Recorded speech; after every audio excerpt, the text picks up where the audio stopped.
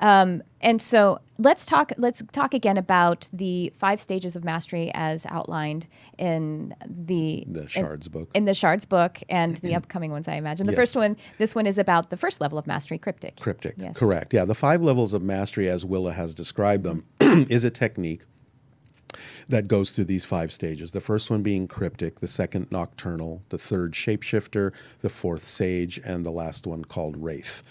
And the basic idea is that cryptic, the first level, is about forming or realizing your connections to nature, grounding yourself with the communication as an aspect of nature, because many humans think of themselves as being in Yes. nature, but they don't think of themselves as actually being nature, because we are an expression of physical reality, nature.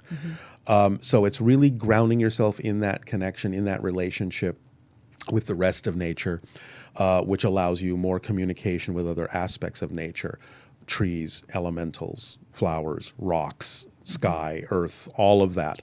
Really digging deeply into that. And the importance of that being the first stage is the other stages involve much higher frequencies and other dimensional awareness.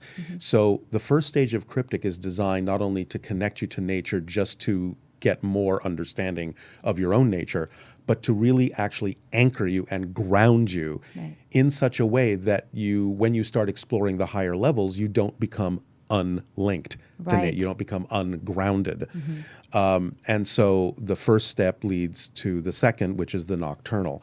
The nocturnal stage is about starting to connect into your other multidimensional selves, the parallel realities, the other kinds of versions of you that might exist in these other realities simultaneously, and starting to download information from them and use it in a more conscious way, recognizing all those linkages in an energetic, higher dimensional way.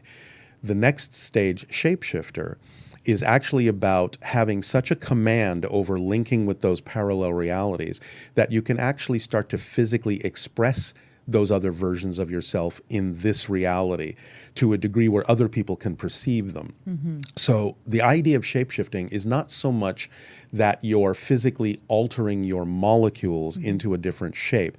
It's that you're taking on the persona and the physical symbolism and representation of another version of you in a parallel reality more strongly than the version you've been presenting here.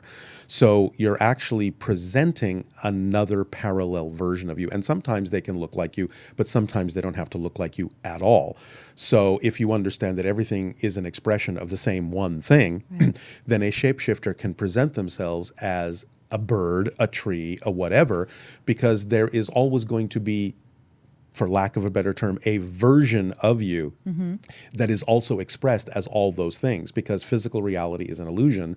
And anything that we're looking at is actually a projection of our own consciousness that we're creating in this reality in order to have this physical experience. So a shapeshifter has unlocked themselves sufficiently from this particular reality that they can actually present themselves as anything else in a parallel reality, any form, any shape whatsoever. The idea of the sage, which is sort of synonymous with the idea we call wizardry in our reality, is then when they can actually get other people to sort of join in with that concept and actually see things changing, see things popping in from other realities that look like you're actually making changes in this one. But it's simply by forming an energetic agreement with someone that they're starting to share a common parallel reality with you so that they see things in this reality apparently changing into the shapes of other things in other realities. So it's a mastery of the physical realm where you can actually present the physical realm in any way, shape, or form and cause what appears to be magic to be happening. The final level, wraith, is where you have such a command over the idea of your connection to physical reality that you can actually start engaging people in non-physical reality, in the spirit realm, and bring things in and allow people to experience things that would normally be beyond physical reality. connecting them more to spirit, connecting them to higher selves, to other dimensional beings, to other levels of consciousness, including, of course, always as source. Those are basically the 5 levels of mastery that Willa Hillacrising herself as a future hybrid on Earth is going through, or has gone through, or will go through, however you want to look at the relationship that you have with the concept of past, present, and future. That's a basic description. Is Willa, so in book 1, it's about Willa being at the level of mastery of cryptic? About learning to start that level of cryptic. And book 2 continues that and takes her into the level of nocturnal. Okay. And in the book, the science fiction aspect of it is that she has to, just for the sake of creating an exciting story that we're familiar with as science fiction stories, she learns that she has, which is actually a true part of her, she has a particular genetic structure that allows her to master these things much more quickly than normal. And it becomes sort of, people have to start relying on her to master these things more powerfully than anyone normally would, because there is a threat to the Earth that she has to be responsible primarily for staving off. And this involves another reality, another species, another alien species that has their own agenda about what they want to do with the galaxy. That's, in a sense, the fictional part of it. It's not fictional in the ultimate sense, because there are realities like that, but I'm combining different realities for the purpose of telling what passes for us an exciting, adventurous, action-packed story.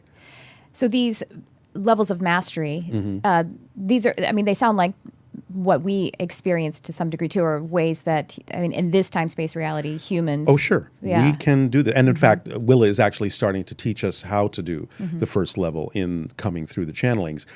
She's giving us different kinds of exercises, meditations, so on and so forth, to begin to get us to understand what that first level is all about.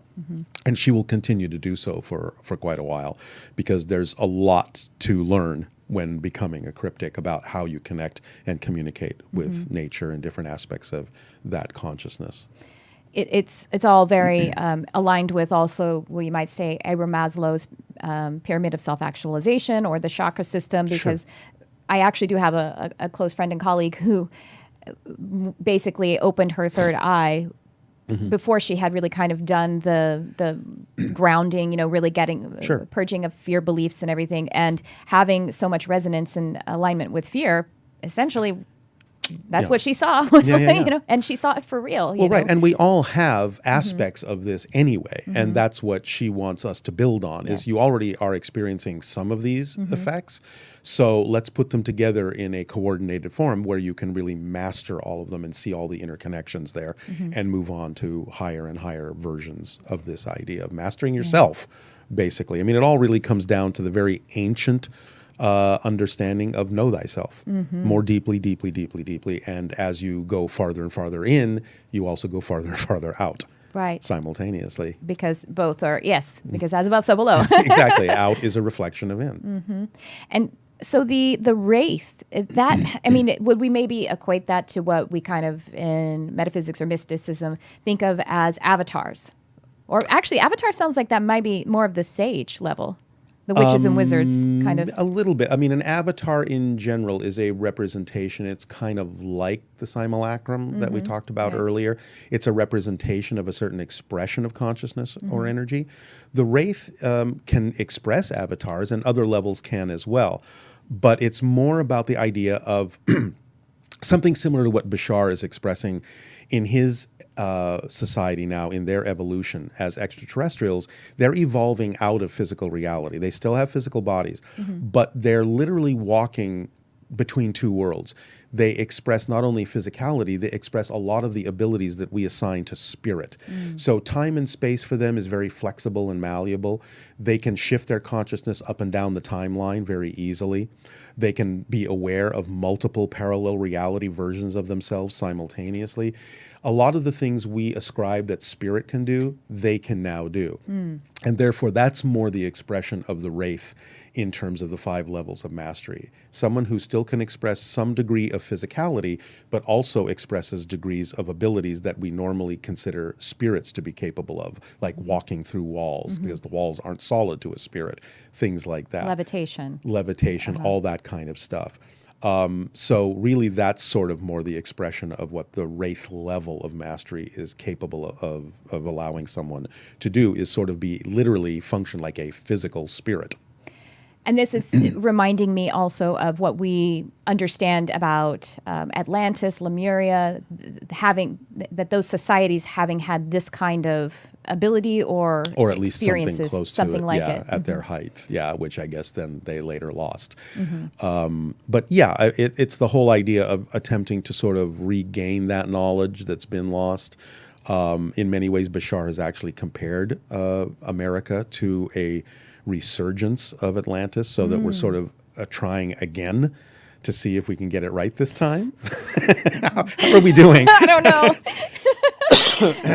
So, but all of this information coming out at this time, more awareness of this kind of metaphysical and spiritual information, I think is part and parcel of reclaiming and regaining the knowledge that's been lost, so that we can make a decision about what kind of reality we really do want to experience this time around in this cycle that we're creating of the illusion of time.